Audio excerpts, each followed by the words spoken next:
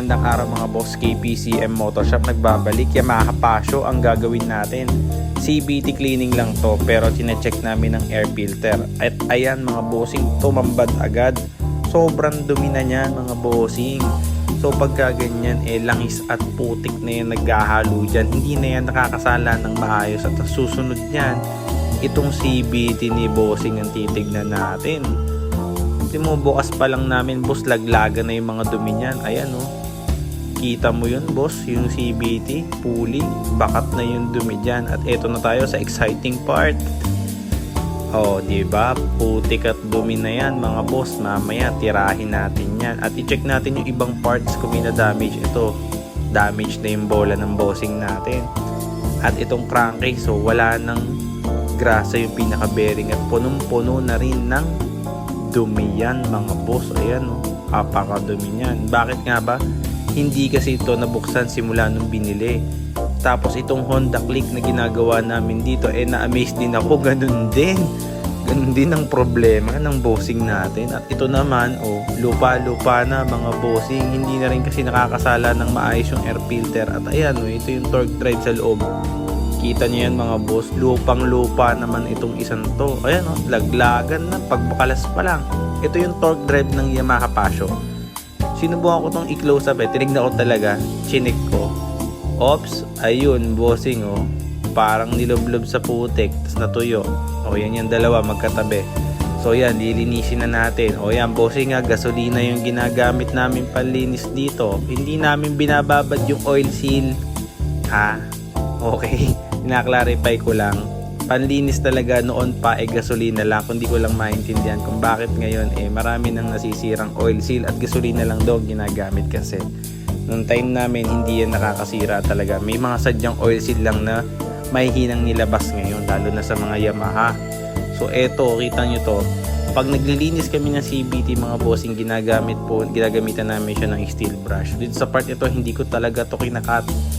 Kita nyo mga boss, kasi pag normal na brush lang hindi yan matatanggal mga boss. Pag dito sa KPCM ginagamitan namin ng steel brush, kita nyo mga boss tanggal yung lining na yan. So kasi pagka normal na brush lang, hindi yan matatanggal mga bossing. Yan, tanggal na mga boss. Saka mo gamitan ng brush, kita mo boss yung pinagkaiba diba? So walang tama yan. Okay, tabs 250 pesos lang ang palinis, pati ang crankcase bossing sinasama namin yan. Tapos nire-regrease namin at chinecheck namin yung lahat ng parts. At ganyan kami maglinis dito ng torque drive mga boss, or ng pulley set. Kinakalas po namin yan lahat dito sa halagang 250 pesos mga boss, kasama na dun lahat. So etong balikan natin tong Yamaha Pasio. Ayan mga boss, sobrang dumi. So pag ganito, tinututukan ko talaga yan. Ang gusto ko dyan bago umalis tong customer na to makita niya na wala ng dumi yan. So yan putik-putik. So kailangan dyan matindihang detailing. So eto, chinek ko yung bell, okay pa naman. Yung torque drive, chinek ko ulit. Oops, wala ng dumi yan bossing. So mamaya, ang next natin na gagawin dyan ire-repack natin yung mga lining, okay pa. Ito yung male torque drive, malinis na, wala na din yung grasa sa loob, tinanggal na rin natin. Mamaya re-repackin natin yan ng bago. Tapos yung pinaka-pulley, chinek ko ulit kung may dumi pa.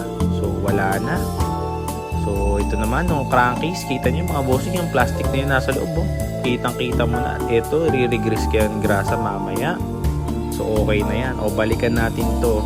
So kailangan to tiyagain ng mekaniko sa pagpuputi. Ang kailangan nandito patience. So toothbrush yung gagamitin natin dito kasi mga singit-singit hindi na maaabot, pati sa mga bandang gilid na yan So kailangan patience talaga ng paglilinis. Yun yung isa sa mga binabayaran sa serbisyo ng mekaniko.